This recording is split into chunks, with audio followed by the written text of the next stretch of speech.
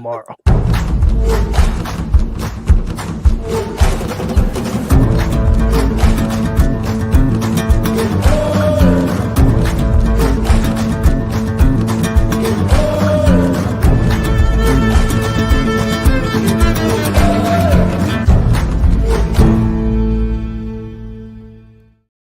Hello, everybody. Welcome to the Wednesday edition of the Sports Exchange. My name is Scott Morgan, Motor City Madmouth. Had a great show with the professor and the pupil earlier. I want to thank Merrill Catlin for joining us earlier tonight. Second half of our doubleheader. We have a good show lined up. Title actually is probably a homer one for me. Are the Detroit Pistons back? I'd like to think that they are because I covered this team during the Bad Boys era when you had the likes of Isaiah Thomas, Chuck Daly, Bill Laimbeer, Dennis Rodman, and company. So with that said, I want to welcome the crew. And look at everything going on. The chat room's already buzzing. Katie, welcome back. Thanks, Scott. Great to be here. Get those comments up. We're never going to keep in touch. Joe Ellis, welcome back to the big show. How's everybody doing? Sports Addict, glad to have you in the house. Hope you're subscribing to our YouTube channel. If you haven't, please do so. If you have, much appreciated. And last but not least, the Pens Man. Welcome back. Thank you for having me. You're welcome. Did some football duty last night. Looked pretty good doing it. So, all right. What do we have talking about tonight? We're going to do a lot of football, basketball, and another topic outside of sports, kind of, but one that touches my heart. And I'll get to that in a little bit. So with that said, let's talk about this. This story is too difficult to overlook. But the Detroit Pistons are 21-19 and hold the 8th spot in the Eastern Conference. They have a new coach in J.B. Bickerstaff, and their star player is Cade Cunningham, and he's having a pretty good breakout year. And I'm going to tell you, they played without star guard Jaden Ivey, who was hurt. But former NBA coach George Karl went on record saying that the league is better when Detroit's doing well. Last year, they finished 14-16 under Monty Williams. Monday, Detroit walked into Madison Square Garden, and they defeated the Knicks 124-119.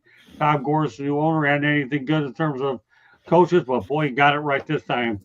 So, you know what, JB, some thoughts about the Detroit Pistons. Again, for me, I enjoyed the Bad Boys era. I have a piece of their floor in my house, and I'm very proud of it. Listen, I love seeing this team finally starting to play good basketball. I mean, they had the top pick or one of the top picks, how many times in a row? Cade Cunningham, good young player. Excited to see him do well. It's a nice young team if they could just, learn and play Pistons basketball and build the culture there.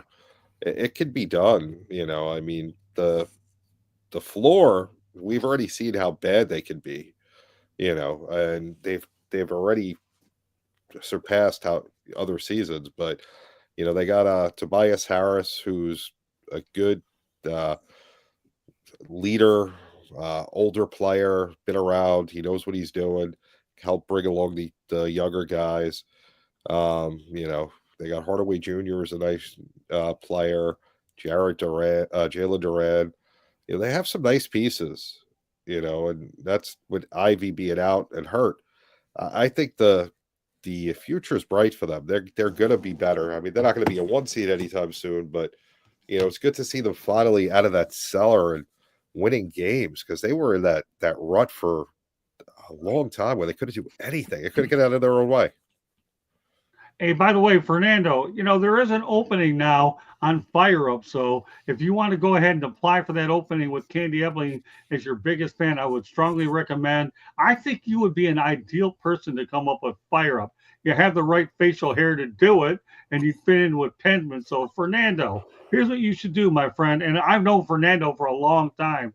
He's a good guy. He was one of our first subscribers to the South Florida Tribune YouTube channel. There is an opening on Fire Up. I suggest that you and Candy get together, or you can reach me if you got my number, and I'll give you a strong recommendation to come up with Fire Up. We need somebody with a good beard, with your dedication, to come on, and I think you are an ideal fit for this group, because it is the country club, baby. Candy's running it. Fernando, that's a club you should be a part of, so you should be complimenting me for going out there and recommending you for it. The Candy Holiday Hour, yeah, it definitely is why I'm recommending you to go on it. Of all people, dude, So go out there and give me a text message, and I'll put you on, and then you can interview for it, and I'll give you a recommendation. I have a strong feeling you might make it pretty soon. You might even, if you're lucky enough, you might make it on tomorrow night. You never know. So we'll Wait see. a minute. If I don't it's know. my country club, how do you get to control who's my guest? I don't have to. Well, I know one person I'm controlling getting rid of, but I can tell you the one person you can add on. That's all I'm going to say. I won't get any more detail about it. So with that said, all right, Hernando, you give me a contact. I'll put you on with Candy, because you're the one that actually taught me about StreamYard, using it like a freeway where you go all these different directions, because I didn't know anything about it until you explained it that way. That's the one glaring memory I have, where you taught me a technical question, and it's hard to get through with me technically, but you did reach me there. Contact me later. I'll put you on with Candy, and I'll tell you what, she'll go ahead and take care of the rest. All right, with that said, I got that out, Fernando. You have some work to do after this broadcast tonight on the Sports Exchange, and make sure while you're at it, wait and get more people on the show, because we have a lot more to talk about. All right, Penzo, what are your thoughts about the Pistons? The Pistons must have traded places with the 76ers, because the Pistons are going this way and the 76ers are going that way. The Pistons are playing really great basketball. They're fighting. They're not competing with the big timers, but at least they're competing. The Sixers, they're falling back. I don't know what's going on with Philly, but they're just going backwards. So that's my take. I'm like Cade Cunningham. I'm impressed with how he's playing, how he came out of college. I'm impressed how he's playing. So, well, keep in mind, Luke Walton is also one of their assistant coaches. They got a good coaching staff. All right, Candy, the Pistons, a team that obviously has more titles than the Milwaukee Bucks. I had to get that jab in. Go ahead. You can get that jab in, but that was history way back. That is not current lately. I'll just put that way. But I will say this. The Pistons, they lead the NBA in wins so far in January. They'll have a winning record at the midpoint of the season. And they believe that they can beat anybody. Which, great. The notion that the Pistons beating anybody, literally anybody, a year ago would have been comical. That was the team that lost a record 28 consecutive games, the worst single-season stretch in NBA history. They were 4-37 through 41 games, tying the sixth worst start to a season ever. They were so bad that Pistons owner Tom Gores had to do the unthinkable and fire a coach in Monty Williams with 5 years and $65 million or so left on his contract. This year, the Pistons started 0-4 under the new coach, J.B. Bickerstaff. The preseason expectations of being bad once again looked pretty secure, but now they've won 10 of their last 12 games and lead the NBA with 7 wins so far in January. They could be a play-in team. They could be a playoff team. They might have an all-star in Cade Cunningham. The way he's playing right now, he's playing very good. Might be your first all-star since Blake Griffin back in 2019. But good for the Pistons, because how I feel that no matter what league we're talking about, if you have a team that is so bad that you're laughing on it and comical, that's not good for the sport. It's good for every sport if all the teams are competitive and competing. They're not all going to be the top, but the Pistons last year were just awful. Well, I'll go back to what I said earlier in the segment. George Karl, one of the most credible coaches on the planet, says that the NBA is better off and the Pistons are doing well. They had some great stretches where they got to a lot of conference championship games. They have 3 titles in their pocket, and their history is pretty good. So more power to George Karl, who is a great coach in his own right, to talk about it. And that's why we're talking about the Pistons tonight. I feel very indebted to that organization for a lot of the memories that I've had over the years when I was living back in Detroit, and it covered some pretty important games there in Miami when they took on the Heat. All right, as we move forward, the only team that defeated Notre Dame is actually Northern Illinois, and they are now joining the Mountain West Conference, leaving the Mid-American Conference as a football member only. In 2026, they're going to be paying $2 million entrance fee. So what are your thoughts about Northern Illinois being the only team right now that solved the Irish, Joe? That's unbelievable. that Notre Dame has now run off 13 in a row as a result. You know, I'm actually disappointed with Northern Illinois.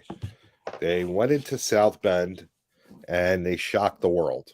You know, we only see that happen so often where these top tier teams get beat by these Cinderella type teams. And when it happens, you know, I feel as though everyone gets praised. The coach was on ESPN, Good Morning America, well, every news show everywhere.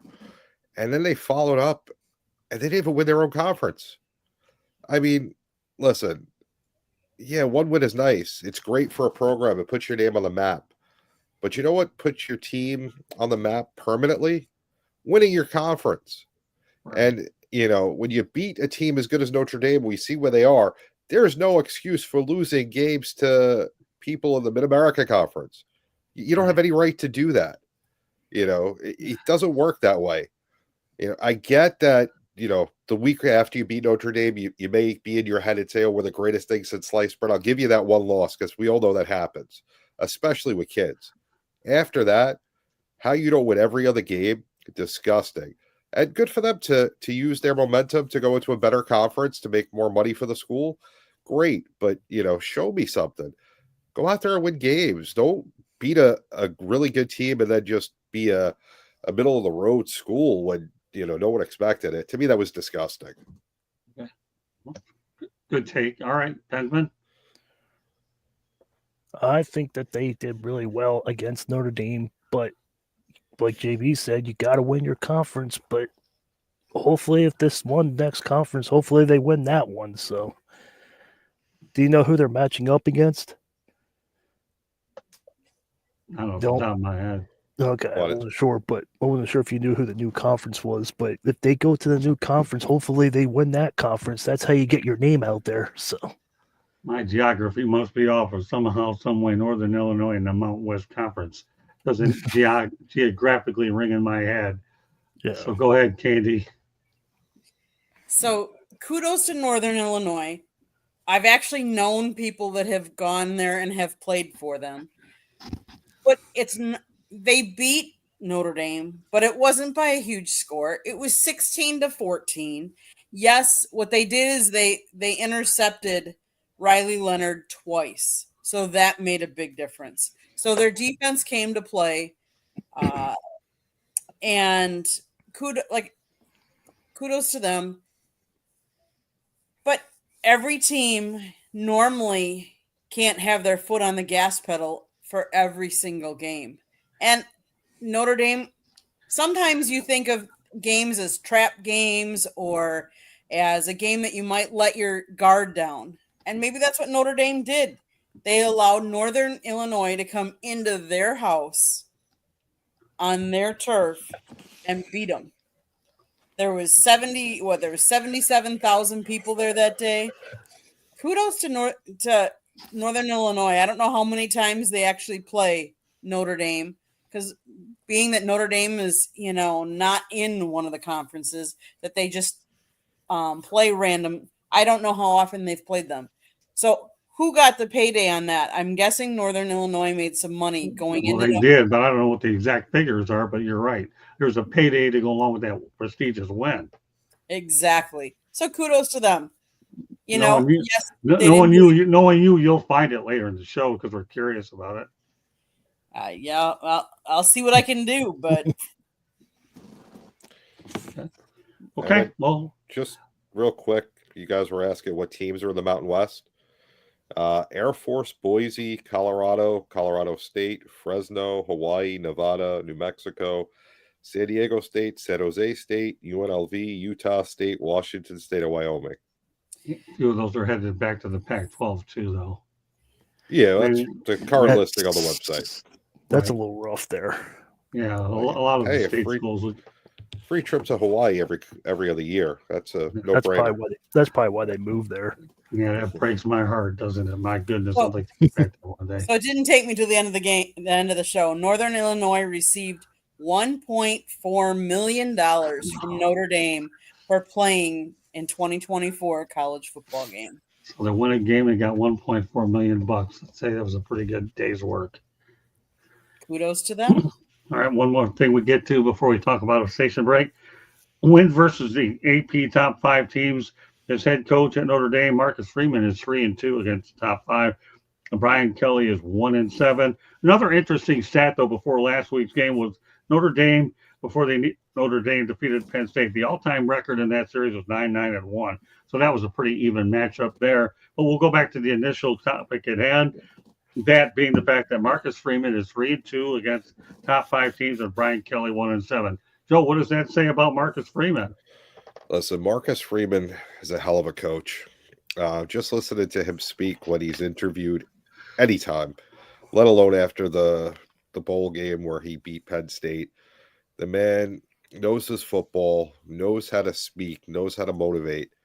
I don't think any other coach probably in college could have got his team after losing to Northern Illinois to come out and actually dominate almost every team throughout the rest of the year and have them ready to play tough games. Indiana was not a pushover in the first week. Penn State was a good team, a really good team, and all I could say is, Brian Kelly, how's those national championships looking for you at LSU? I mean, you left Notre Dame because you wanted to play in national championships. Well, it took Notre Dame 2 years, and Brian Kelly wasn't even in the playoffs. So I think Notre Dame did the best that anybody in this group with getting Marcus Freeman. A phenomenal move. Hopefully they don't lose him to an NFL team, because I know there's definitely interest, the Bears being one of them. Right. I hope Notre Dame can keep him, because I love watching Notre Dame. So, Hey, Penman. That Notre Dame coach, Marcus Freeman, he is awesome. I wish he was on my team, but that's just incredible. He goes over, he has everything, even when they're down halftime. We'll be all right. We'll be all right. It's just one play at a time. That's all. It's just no coach does that. That's incredible what Marcus Freeman did. And Brian Kelly, he was never. I think he was like Chip Kelly in disguise. He never handled Notre Dame like he did, like Marcus Freeman has control of it. Gather up all the wins you won in Notre Dame, but if you haven't won anything and you get humbled by the SEC when you go down there, then shame on Brian Kelly. Go ahead, Candy. So Marcus Freeman played for Ohio State 2004 to 2008. He then played for the Chicago Bears, the Buffalo Bills, the Houston Texans. He was a linebacker. His coaching career, he was at Ohio State, Kent State, Purdue, Cincinnati, and now Notre Dame. He was the defensive coordinator. So you know that what he brings to the game. Is it cool that he's so calm and collected? He's not a Bobby Knight. Not even close. Indiana. He knows how to motivate them. He knows how to coach without being, how should I say, too aggressive or whatever, or how you would say it. Temperamental. Temperamental. Very good. Very good word. I just really like him. I really enjoy seeing him. I know that, like JB said, he's been interviewing, or they've asked to interview him for some of the NFL jobs. I hope he doesn't. I like to see him stay in college, because I honestly think he can mentor the boys to men aspect, as opposed to going into and being able to really have a voice and letting the college gentlemen reflect and learn from him. I think he's a good role model, as opposed to going into the NFL. And NFL, once the players in the NFL, they already have their attitudes there, and it's really hard to coach them and mold them. And I think that's where Marcus can really make a difference as well. I'm glad Brian Kelly's got humbled. He tried to imitate a Southern accent when he first went down there. Oh, and that was the biggest joke I've ever seen. I realize that TikTok is probably going out of business at the end of the week because they're going to be shut down. But I wish they had a video on Brian Kelly when he had that Southern drawl. Seriously, Brian, you ended up going to LSU. and Notre Dame was better. That tells me you really were worth up there anyways. I'm glad you're eating humble pie out in Cajun country. With that said, we'll turn over to Candy Emily for a station break. Go ahead, Candy. You're listening to the South Florida Tribune YouTube channel. If you see the red subscribe button, hit it, like us, share us with all your friends and family. Monday nights, we talk baseball. Tuesday nights, we talk football. Wednesday nights on Sports Exchange and Thursday nights on Fire Up. You just never know what we're going to be talking about, so make sure you tune in to find out. But the South Florida Tribune Publishing Company published a book, Lessons from the Microphone, Tuning into the Enduring Wisdom of Visionary Leaders. It is written by our host, Scott, the Motor City Madmouth Morganroth. It is available on Amazon, Barnes & Noble, Kindle, Google, and Apple Books. There's also a link on our website, www.southfloridatribune.com. The book talks about Scott's 40-plus years in the media industry and how the media has changed over the course of all that time. It has a couple of pretty cool pictures in there, too, and a lot of great stories. So go get your copy today. If you like to listen to podcasts, you can find us wherever you get your podcasts. If you want to advertise or sponsor a show, call Scott 954-304-4941. If you want to be on a show or be a guest on a show or have topic ideas, you can always email us at southfloridatribune@gmail.com. Back to you, Scott.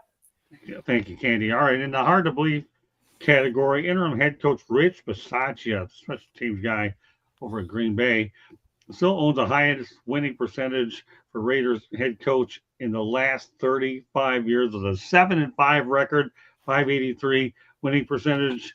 And as I mentioned, he's a current special teams coach for Packers. Raiders should have hired him full time. So, Joe, what are your thoughts about Rich Bisaccia leaving his mark in Las Vegas?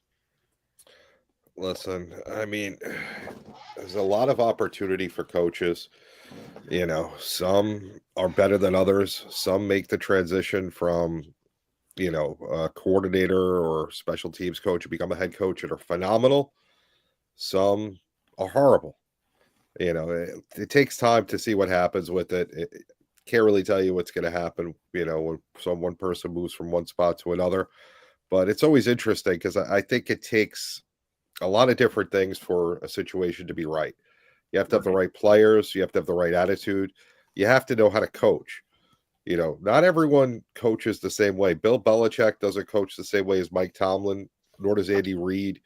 And they're all extremely successful coaches, but they all have different styles. And sometimes one person's style may not work with the other person's players. So, you know, it takes a lot to be successful in the industry. And, you know, there's some really good guys out there that just unfortunately fail when they go to a different situation for many reasons. Has been. We'll see what happens. A lot of coaches are going to be moved around. Like JB said, they got to find out the right system, the right coaches. Right. See what happens. Candy? So I look at it from a different pair of glasses because I obviously follow the Packers.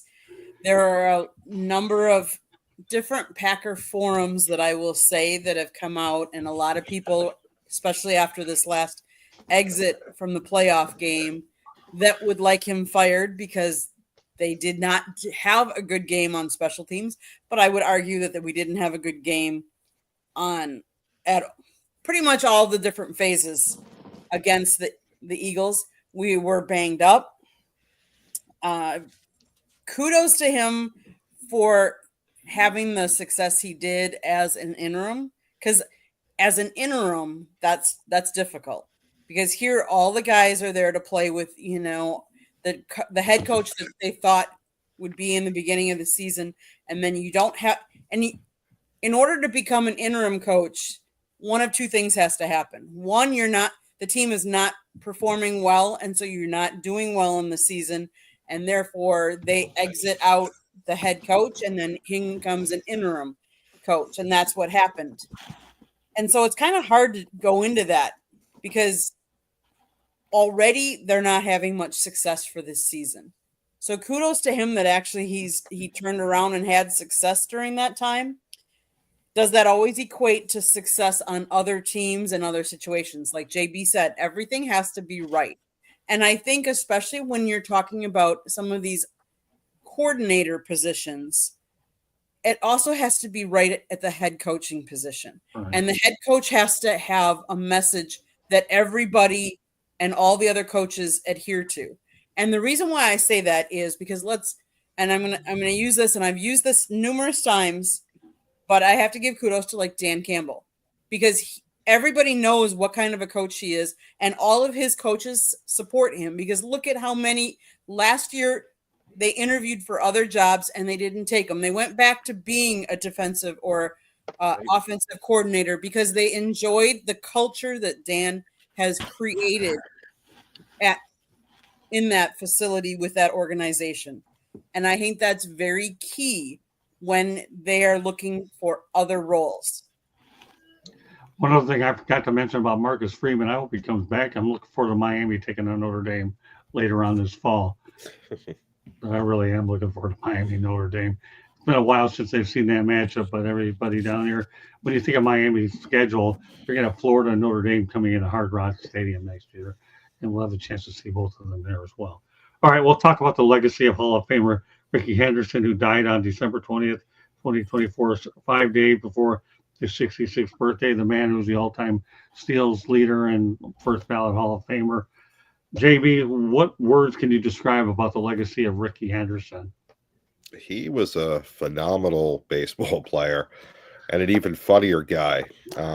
So when he played with the Yankees, he actually lived in Bay Ridge, Brooklyn. I used to pass by his house constantly when I would go play Little League baseball when I was a kid. Nice house right off the water. I remember hearing stories about how he got a check that wasn't cashed. He framed it. He didn't realize he had to cash it. He was so excited that he got like a major league check. And I'm pretty sure it was when he was with the A's. They called him to ask him how come he didn't cash the check. And he said, "Oh, I put it in a frame." You know, he was just a funny guy, unbelievable player, you know, great speed, had most leadoff home runs in history, you know, just fun to watch. I used to love, you know, when he used to play with the Yankees, bat leadoff. I hated when he was with Oakland, you know, having to play against him. Just a really nice human being. Too bad we lost him. All right, Pendrick. Yeah. Like JB said, when he went to Oakland, he was a pain in the ass to be there. He was just annoying to be a play against, but he was awesome. You always have to check and see if he's not leading. If you let him go 1 minute, he's gone. He's off first base. And he was phenomenal in the Yankee Stadium. But isn't it weird that he died the day that the Oakland A's left Oakland? Like shortly after Oakland A's left to go out west, that's when he left. When the Coliseum left, that's when we lost Rickey. I think that's weird. Well, here, I'll give you another irony if you want one. The guy who played for Billy Martin, I suffered a severe ankle injury on December 25th, 1989, and sort of covered a torn ligament in my ankle, and it was in a cast 6 months in Londonderry, Vermont, over at Magic Mountain. So anytime anybody asks me when I busted up my ankle, all I have to do is look at Billy Martin's death, and I'll know when I got busted up and I was out 6 months on the shelf. So yeah, there are some ironies too, Penman. You're right about the fact that he passed away on that time. So Candy, but yeah, let's face it though, he got in with 94.8% of the ballot, and can you imagine though? Think about this for a minute. That you have number one, okay, the bigger base paths, and number two, you can't go ahead and throw the ball back to first base one last time. How many more stolen bases he'd already had than what he already has now, which I believe is 1,406. How many more? I'd say he has 1,600 if you go out there and add those rules, but that's hypothetical. We'll never know. Candy, some thoughts? He holds the single season record for stolen bases, 130 in 1982, and is the only player in AL history to steal 100 bases in a season, having done so 3 times in 80, 82, and 83. His 1,406 career steals is 50% higher than the previous record of 938 by Lou Brock. He He was named AL's most valuable player in 1990 and was twice the leadoff hitter for World Series champions 89 Oakland Athletics and 93 Toronto Blue Jays. A 12-time stolen base champion, Henderson led the league in runs 5 times. His 25-season career elevated him to the top 10 in several other categories, including career at-bats, games, outfield putouts, and total chances. His high on-base percentage, power hitting, and stolen bases and run totals made him one of the most dominant and innovative players of all times. Once asked if he thought Henderson was a future Hall of Famer, statistician Bill James replied, "If you could split him in two, you'd have 2 Hall of Famers." Unbelievable. Mhm. Unbelievable. All right. You know what? I've got a feel-good story, not totally sports related, but this one came across. I had no choice but to mention it. According to U.S. New Trending, Michael J. Fox, a year after his wedding, was diagnosed with Parkinson's disease. His wife, Tracy Poland, who he married in 1988, became his biggest supporter. They have been together 36 years. The actor shared that he would be dead without his better half. And I can tell you right now that I've lost a few people that due to Parkinson's. It's hard to believe. Barry Melrose, I met him once over at the NHL All-Star game in Sunrise. Chris Roberts, the former the announcer for UCLA, was a good friend of mine. Of course, everybody knows about the legendary Muhammad Ali. But let's keep the focus on Michael J. Fox and Tracy.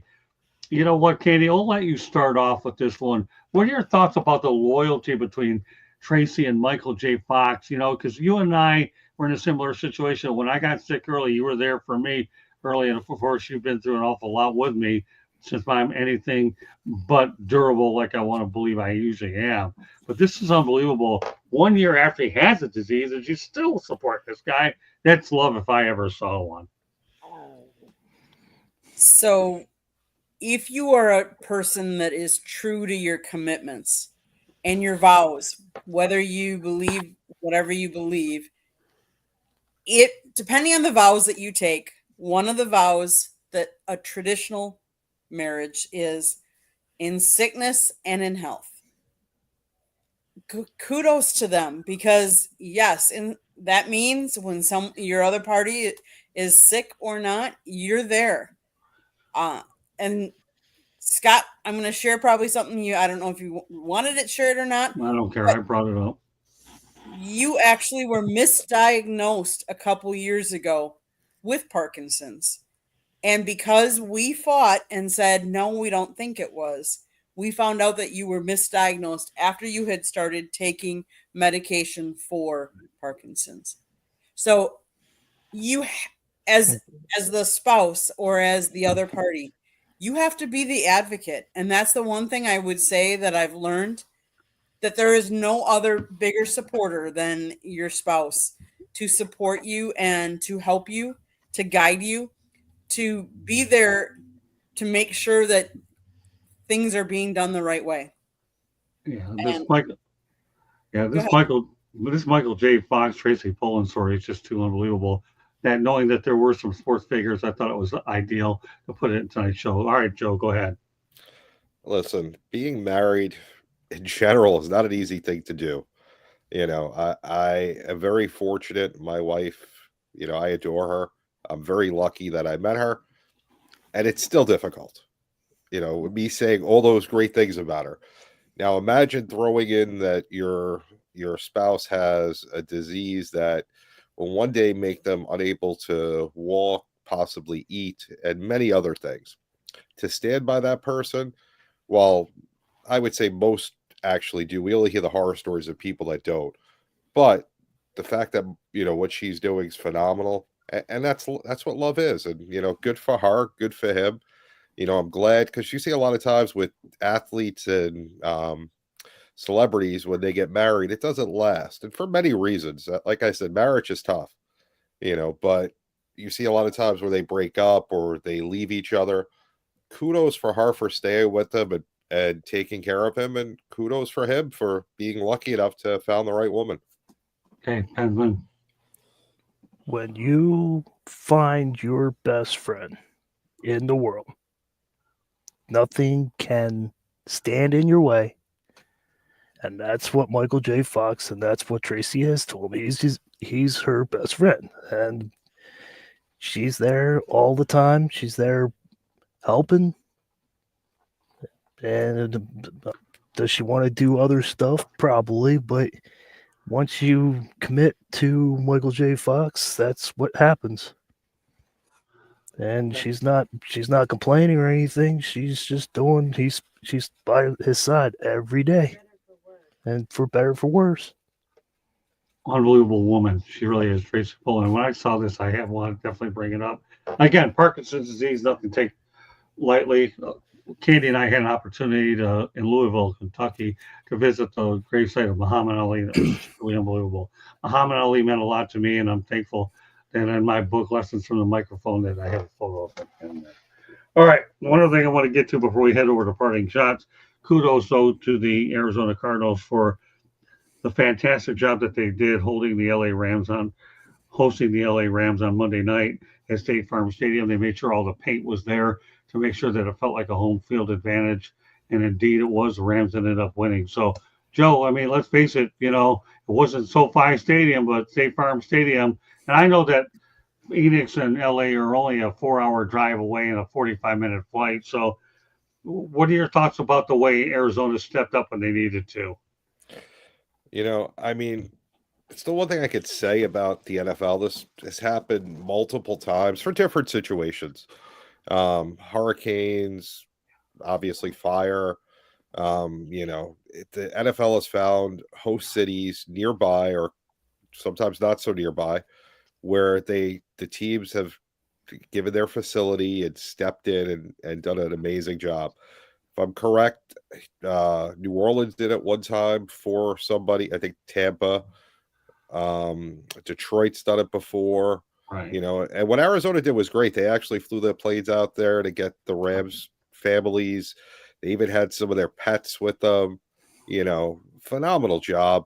Great way to show that, it's more than a game, because it really is. When it comes down to it, when you're in the position we're in, we get to talk to former players and players all the time, and you can see it's more than just a game. Yes, that's how they make their money, and we all wish in some way we could be fortunate enough to be playing that game to make that kind of money, but we're all just people. And this tragedy affects everybody from, poor people to multimillionaires. And, it's not, no one should look at it and be like, who cares? I mean, just because they have money. Imagine having all your possessions lost because your house burned down and there's nothing you can do about it, or you lost a pet, or your, pictures that you can never replicate, other important documents. It's a shame. And what Arizona did was, a class act that shows what the organization is. Yeah, once again, our prayers go out to the folks out in Arizona or California because of the California wildfires. All right, Penman, go ahead. There's one team I think you left out, JB, and that was the Saints during Katrina, that they had to go and move because the Saints stadium was destroyed a little bit, and the Saints had to go to another stadium too. But that what Arizona did, I watched a little bit of that. I thought it was in LA. If you looked at it, it was all Rams fans. They tried their best to make it Ram Nation, but they did what they had to do, and now they can go to Philadelphia and hopefully they can win against Philly. But we'll see what happens. But I think that Arizona was really credit. What they did was a phenomenal job. Well, with the stadium, actually, now that you brought that up, Penman, I remember they played some games at LSU, and I saw the Lions and the Saints play at the Alamo Dome as well. So San Antonio reached out there. I'm glad you brought that up. Yeah, I saw a game at the Alamo Dome, and it was the Lions and the Saints. So it was interesting. Andy? Mm-hmm. So at first, there's a small part of the Cardinals owner, Michael Bidwill, that knows that it's a little tough on Monday nights to walk into his own stadium and see blue and yellow. Let's face it, they're rivals. He said, and he's like, it's a little painful to hear whose house? Rams' house? Wait a minute. But kudos to them for, in a matter of whirlwind of days, making it seem like it was SoFi Stadium. They scrambled to get enough paint in Rams colors for the field and the end zone, which was 200 gallons, were driven from a factory in Leland, Mississippi to Arizona, all of 1,500 miles, which arrived Saturday. The playoff themed stencils were shipped from Los Angeles. On a few days' notice, the team had to order food to feed 60,000, which meant 10,000 hot dogs, 3,000 hamburgers, 4,500 orders of chicken tenders, 5,500 individual pizzas, 3,500 pounds of corn kernels for popcorn, 1,200 pounds of prime rib, and 800 pounds of beef tenderloin. The Cardinals, like JB said, sent 2 Boeing 777 planes to pick up Rams, staffs, their families, which included 300 humans and 8 pets. They on such short notice. All the Rams equipment that was trucked to Phoenix arrived at the facility at 12:30 a.m. on Saturday morning. The Cardinals support staff worked with the Rams until 3:30 a.m. to set it up and be ready for meetings. In addition, the Cardinals cleared out 74 total lockers for the Rams space. For instance, Marvin Harrison Jr.'s locker is now Puka Nakua's locker. Ticket sales have been through the roof as 52,000 tickets sold in 2 hours. And by the end of the first day, it was completely sold out. More than 90 suites were sold, as was all luxury seating. The team also got commitments from over 3,500 game day workers, an incredible number on such a short notice. The entertainment staff worked around the clock to prepare all the video board content and digital assets from SoFi Stadium to bring them there to State Farm Stadium, so it looked like a Rams home game. They also produced thousands of media and staff credentials to fit into their system. It was really special to see that. I really give kudos to Arizona, and I know it's happened before, but in today's day and age where they're rivals, to do that for them, that showed something special. Sure was. Okay. All right, let's go on to our parting shots. JB, lead off. All right. So over the weekend, there was a video from the Philadelphia Eagles Green Bay Packer game. I'm going to start by saying what the fan said, that was the Eagles fan, is completely appalling, and there's no need for it anywhere in the world. That's the start of it. Now I will finish it with why the Green Bay Packer vlogger should be thrown out of stadiums forever. Because while this is happening, he's sitting on the outside, and the guy who's supposedly harassing his fiance is on the other side of his fiance. First, the man had many options. He could have called security. Every NFL stadium has the number on the board if there's a problem to get somebody to have it resolved. You could go get an usher. You could get up and leave. Instead of just taking your phone or your body camera that you wore to the game to video it. On top of this, the Green Bay Packer vlogger had a GoFundMe in order to get tickets for the game, in which he said he was going into the belly of the beast. And, things were thrown at him. His old cheese hat was burned. So if you knew it was that bad, what this guy said really was mild compared to someone taking something off of your body and burning it. And the fact that you sat there and taped it, didn't switch seats with your fiance. On the video, it's pretty clear. It looks like she held up the middle finger. The guy, if you watch the video, was just explaining to the woman when she was clapping that it wasn't a touchdown. And if you heard the exchange, because I listened to it a few times, because I was deeply disturbed by this whole thing, in case you haven't talked, because I keep going about it. You hear the guy, the vlogger, tell him not to call his fiance that. I didn't hear him call on that before. It's very clear it's not the full tape. There's more to the story, but obviously this is clickbait journalism. It's garbage. This is not how it should be done. No one should be paying any attention to this loser. And the fact that he put his fiance in harm's way to get clicks. And the idiot that said what he said got doxxed and lost his job. Shows you what's wrong with our society on every level. The three of them, all three are disgusting human beings. And the fact that this guy has his 2 minutes of fame, the NFL should ban him for that, because he's a piece of garbage. Okay. Good. All right. Depends on what's your parting shot. Mike Sullivan, you lost another game. What is going on in Pittsburgh? The ownership of the Steelers, the ownership of the Penguins, and I'll take the Pirates too. Get Pittsburgh back in order. That's my party shot. Okay, Candy, what's yours? I'm gonna do two quick ones. Kudos to Tom Clements. He retired as Green Bay's quarterback coach. He coached Brett Favre, Aaron Rodgers, and Jordan Love. He's 71 years old, but kudos for him for being in the league as long as he did, to coach the Hall of Famers.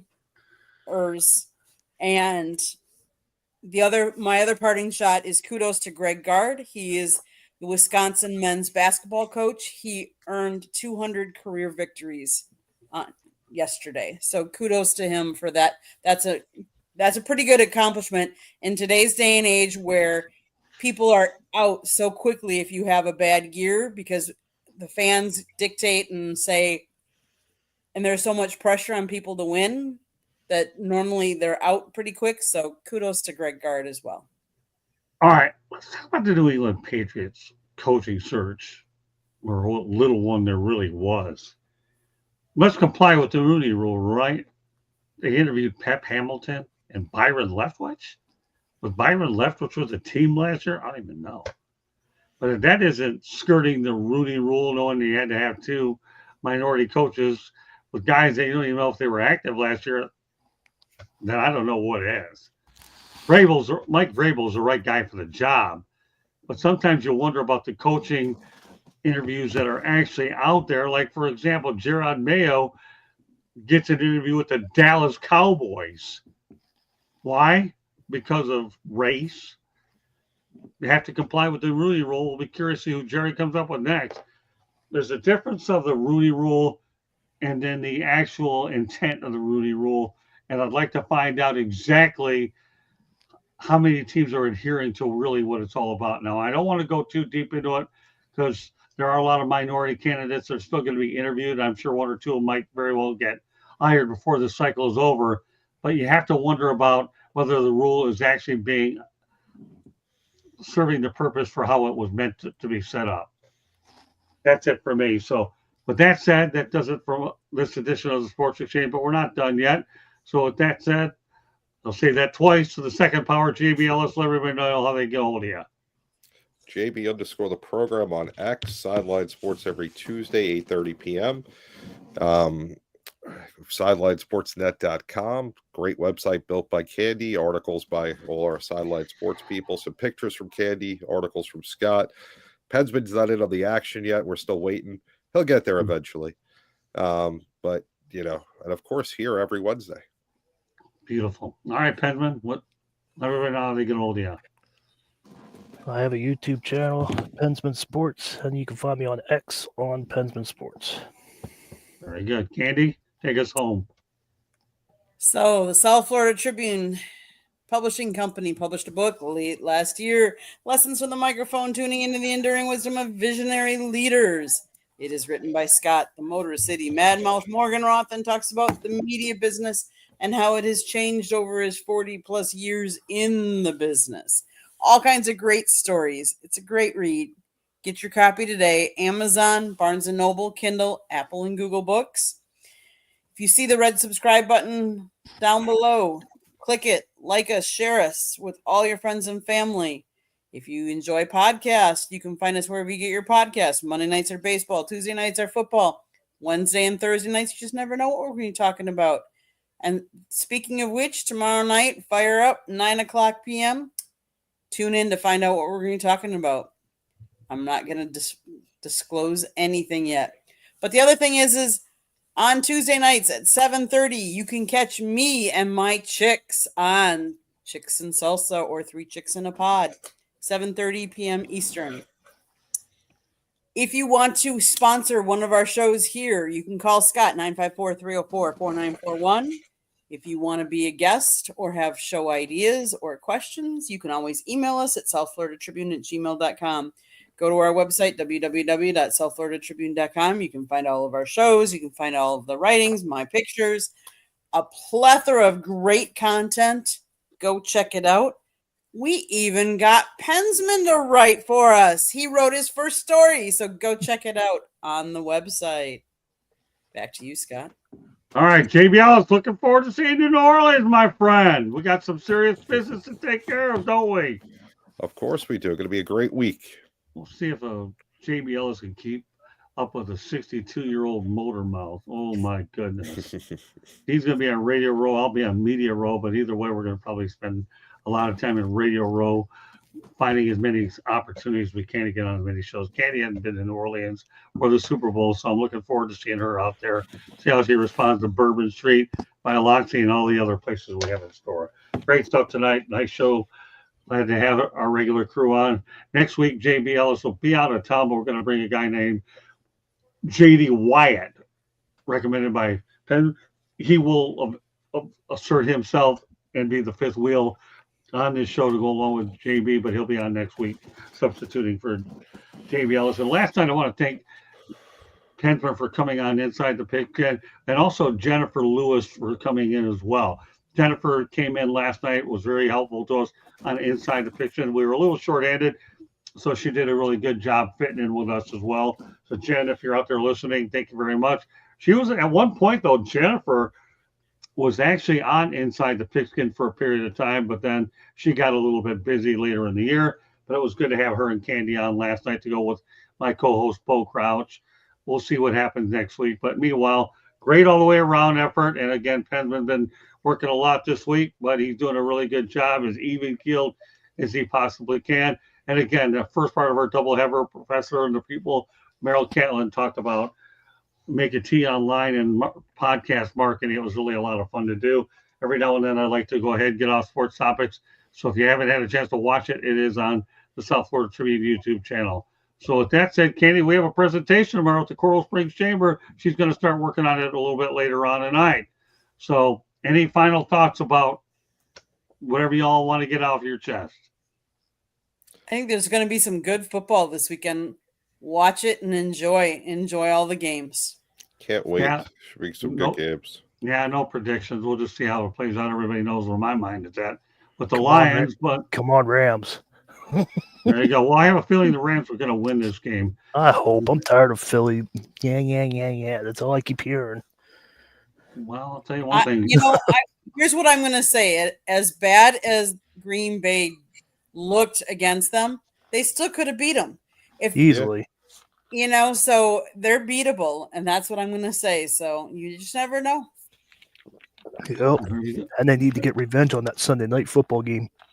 I think I saw a crazy stat that the Rams have won 65% of their games playing in the Eastern time zone. I think I saw that stat earlier today. So if that stat has any merit to it, then it's not a good thing for the Philadelphia Eagles, but we'll see how it plays out. I'm always pulling for Matthew Stafford anyways, and I'm glad the trade worked out well for both teams, where the Lions got Goff and the Rams got Stafford, and they both have two excellent quarterbacks. That the irony is they were both selected number one overall. And, everybody knows what I think of first-round quarterbacks, not a lot, but in this particular case with these two quarterbacks are pretty good. So with that said, I want to thank everybody for joining us on this edition of the Sports Exchange. So on behalf of Candy Ebling, Pensman, and JB Ellis, my name is Scott Morgan-Roth. Thank you for joining us. We will see you next Wednesday night on the Sports Exchange. Have a great weekend, everybody. Enjoy the football. Good night, everybody. Good night.